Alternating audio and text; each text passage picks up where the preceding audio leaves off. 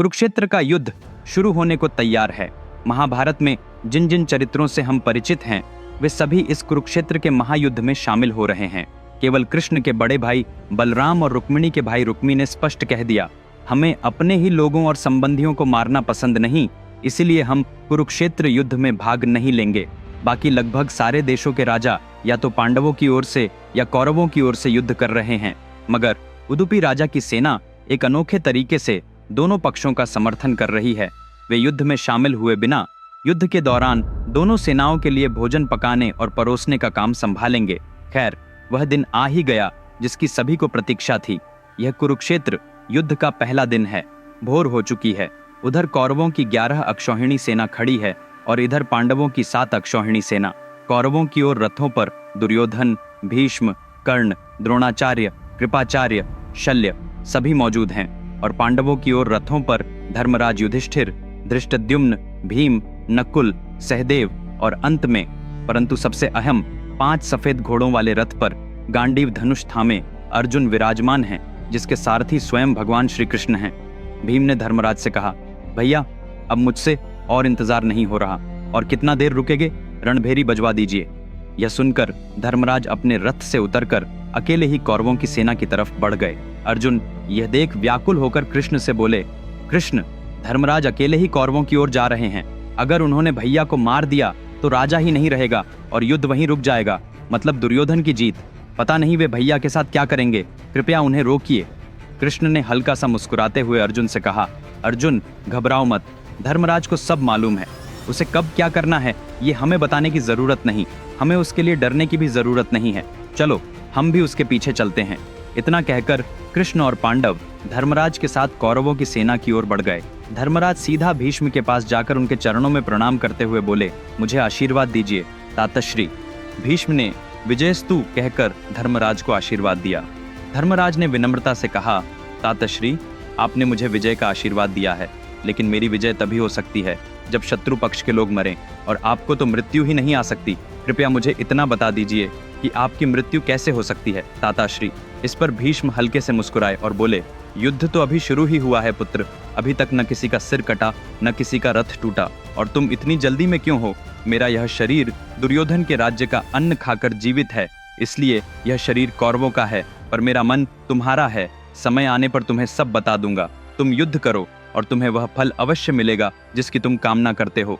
फिर धर्मराज द्रोणाचार्य के पास आशीर्वाद लेने गए। द्रोणाचार्य ने भी जयस्तु कहकर आशीर्वाद दिया। धर्मराज ने उनसे कहा, गुरुदेव, हमने आप ही से विद्या सीखी है, हम आपसे बढ़कर कुछ भी नहीं हैं। कृपया इतना बता दीजिए कि आपको इस युद्ध से कैसे बचाया जाए। द्रोणाचार्य ने भी वही जवाब दिया जो भीष्म ने दिया था। इसके बाद धर्मराज पास खड़े शल्य के पास गए और बोले, मामा याद है ना? शल्य ने जवाब दिया, हाँ दामाद, याद है, मैं देख लूंगा। धर्मराज ने, याद है? ऐसा क्यों कहा? यह समझने के लिए हमें 2 दिन पहले की घटना पर लौटना होगा। शल्य मद्री के भाई थे, अर्थात पांडवों के मामा। वह अपनी सेना लेकर पांडव पक्ष से युद्ध में शामिल होने के लिए निकल रहे थे। तभी हस्तिनापुर में दुर्योधन ने उन्हें रोककर कहा, मामा कम से कम एक रात मेरे यहाँ अतिथि बनिए। दोस्तों, अभी एक बेहद दिलचस्प कहानी पढ़ी। क्या आप यकीन करेंगे कि यह एक आदमी की जिंदगी बदल देगी? क्या आप मानते हैं कि अपने बच्चों को वह कहानी पढ़कर ही वे जीवन के लिए आवश्यक मूल्य सीख जाएंगे? क्या आप मानते हैं कि जीवन में जो भी समस्या आ रही है या आ रही है उसका समाधान सिर्फ एक कहानी पढ़ने से है? हाँ, यह संभव है, केवल मानव जाति के इतिहास में अब तक बताए गए सबसे महान महाकाव्य के साथ। यह महाभारत है। यह कहानी किसी सुपरहिट फिल्म से 100 गुना बेहतर है। यह एक चुनौती है। विक्रमादित्य के शब्दों में लिखी गई महाभारत की पूरी कहानी अमेज़न और पोर्टालिस ऑनलाइन स्टोर्स पर पुस्तक और ई बुक दोनों रूपों में उपलब्ध है। यह किताब दुनिया भर में 54 भाषाओं में उपलब्ध है। इस वीडियो के नीचे डिस्क्रिप्शन में लिंक दिए गए हैं, तुरंत ऑर्डर करें, क्योंकि यह सिर्फ एक किताब नहीं है, यह वह पुस्तकालय है जिसकी आपको अपने जीवन के लिए आवश्यकता है। जब दुर्योधन ने शल्य का इतना आदर सत्कार किया तो शल्य प्रसन्न होकर बोले, मैं तुम्हें एक वरदान देता हूँ, जो चाहे मांग लो। दुर्योधन ने कहा, आप हमारे कौरव पक्ष से युद्ध कीजिए। शल्य ने न चाहते हुए भी वचन देने के कारण ठीक है कह दिया। फिर भी उन्होंने दुर्योधन से कहा, युद्ध शुरू होने से पहले मैं एक बार पांडवों से मिल आऊंगा, और पांडवों के पास गए। धर्मराज से बोले, मैंने नशे की हालत में यह वचन दे दिया। तब कृष्ण ने कहा, कोई बात नहीं, जो होना था सो हो गया, बस हमें एक वचन दो। शल्य ने पूछा, क्या चाहिए? कृष्ण ने कहा, तुम कर्ण के रथ सारथी बनना, सारथी बनकर उसे बार बार निरुत्साहित करना, ताने देना। कर्ण में बहुत आत्मसम्मान है, तुम्हारी बातों से उसकी एकाग्रता भंग होगी और वह हतोत्साहित हो जाएगा। इतना ही काफी है, बाकी हम देख लेंगे। और ऐसा ही तय हुआ। पांडवों ने सभी से आशीर्वाद लिया और अपनी सेना की ओर लौट आए। अब कुछ ही मिनटों में कुरुक्षेत्र का महासंग्राम शुरू होने वाला है। दुनिया के कोने कोने से आए वीर पांडव पक्ष और कौरव पक्ष में शामिल होकर युद्ध के लिए तत्पर हैं। अर्जुन अपने रथ पर खड़े हैं, जिसका सारथी स्वयं श्री कृष्ण है। अर्जुन ने कहा, कृष्ण, रथ को ऐसी जगह ले चलो जहां से दोनों ओर की पूरी सेना दिखे और वहीं रोक दो।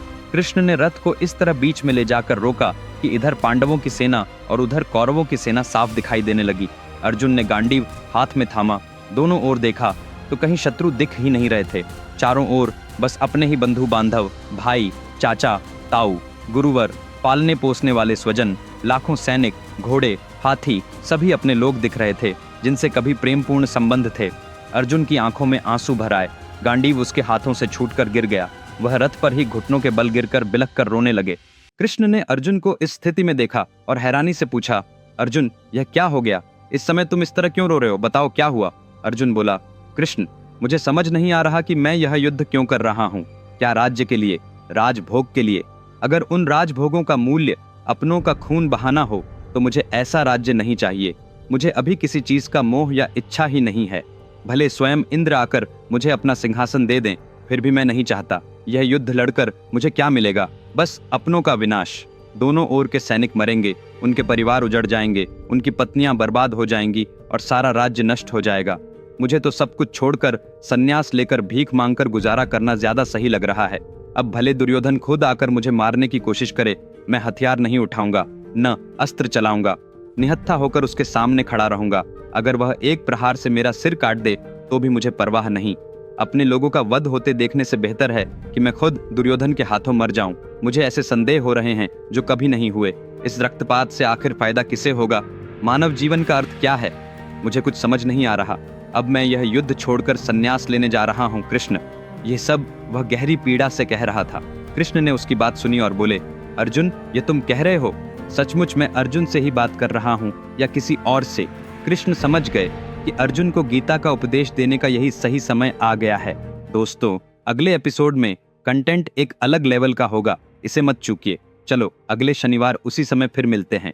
मेरी महाभारत पुस्तक अभी ऑर्डर करें। इस वीडियो के नीचे विवरण में लिंक दिए गए हैं। इसके अलावा अगर आपने अभी तक मेरे चैनल को सब्सक्राइब नहीं किया है तो तुरंत सब्सक्राइब करें। तब तक अपना ख्याल रखें। अलविदा।